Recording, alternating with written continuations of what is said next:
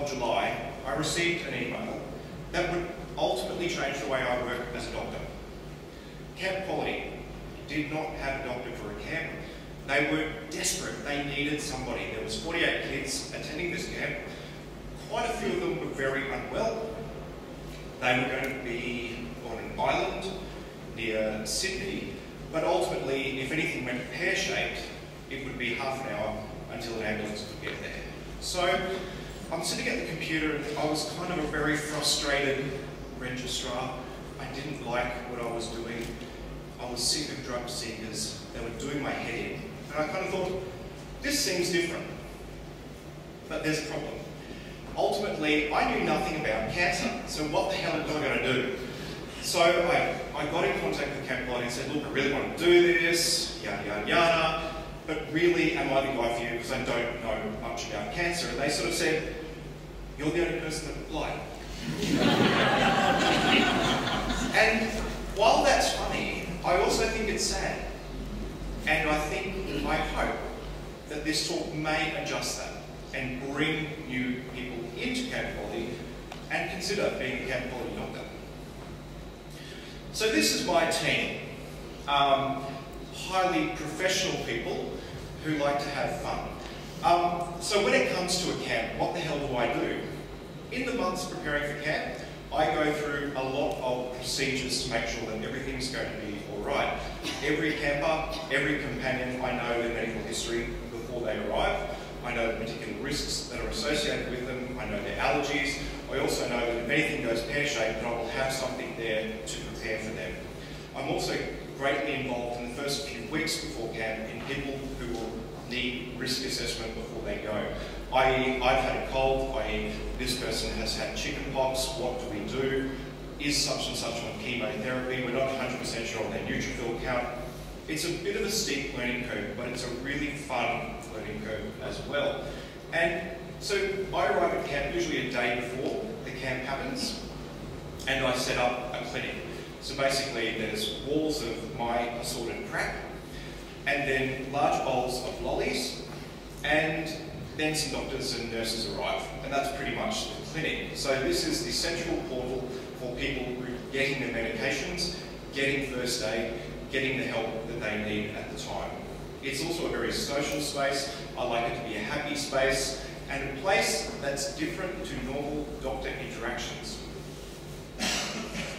It's not about me though. Camp Quality is about the kids.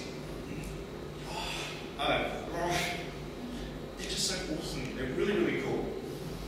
And I've set myself a loaded deck on this one, but I'll give it a go. I know pretty much all of those kids, and they're all pretty much my friends. They're good, good people.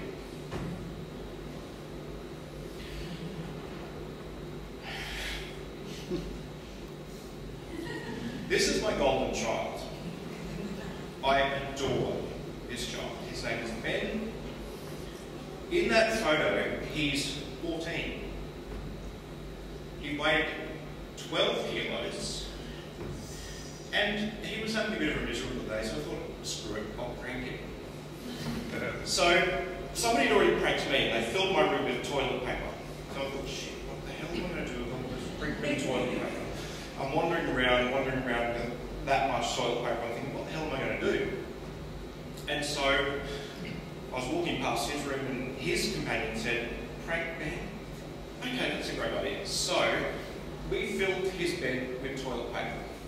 He can't walk. He can't really talk either. And he lives with a disease called ataxia, which means he has little in the way of an immune system and is very open to cancerous diseases. So, he'd come back from activities and he was sort of wanting to get into bed. A small strand of toilet paper, and it just went on and on and on and on. And he rolled around it and played with it for a good half hour. It was the most amazing thing. It's not all beer, Skittles, and toilet paper pranks. On that particular camp, I got a new name. My name was Dr. Shit Magnet, for many obvious reasons. That particular camp I called 4 ambulances. 1 broken arm. Yeah, it needed to get casted. I couldn't do that. One companion ripped his hamstring. Yeah, I couldn't deal with his pain needs. Off to hospital. I went to hospital because I accidentally ate a peanut. And I'm anaphylactic too. So, it was pretty freaking embarrassing. I'm just saying, I just turned around and didn't want to upset the kids, so I said, I gotta go. And the bloke was like going, I'll just finish my dessert. And I'm going, no, I'm gonna go now, please. So I go to the hospital, try to convince the registrar there that I really didn't need adrenaline, that I was talking to him, so the prednisone might be a good start.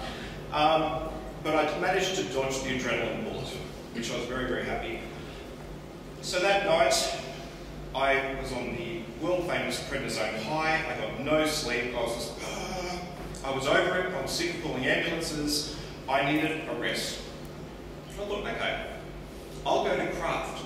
Nothing can go wrong at craft. Yeah. So I was halfway through making a Tim Tam racing car, and it was, George, get here now.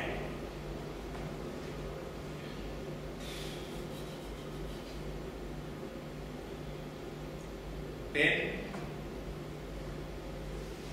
had a seizure. He had a big seizure. He vomited, inhaled it, and stopped breathing.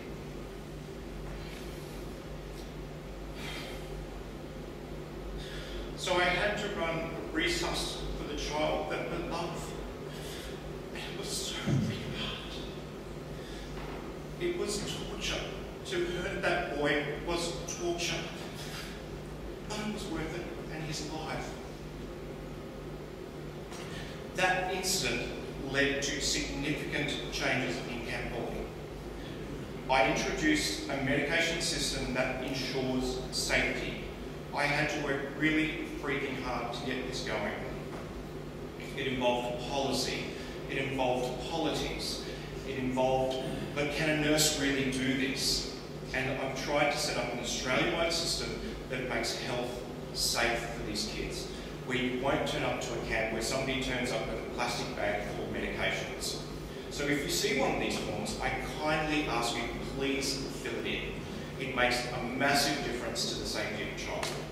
But there's lots of other factors as well that I've really enjoyed with camp quality. But to me, the essence of camp quality is about being there for people who have a crap life. This is Georgie. I love her to death. She's a beautiful Downs girl who has leukemia. That was taken at the, what's the zoo in Sydney? Zoo in Sydney, there you go, it was there. And a hawk had just swooped over her head. And she doesn't like touching people. She doesn't really like hawks swooping over her head. So I was just sitting there, and all of a sudden it was like, her arm reached out, grabbed me by the hand, and I thought, that's cool. I was there for her on the day. Ultimately though, camp quality is really about the ethos, which is laughter is the best medicine. And I highly, highly recommend, if you have an opportunity, please take the chance to hang with the guys at Camp Quality.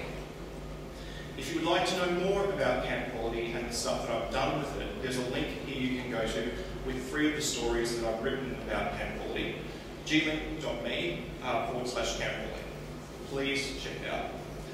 And yeah, it's the actual joy of giving to the community, giving something back without repayment.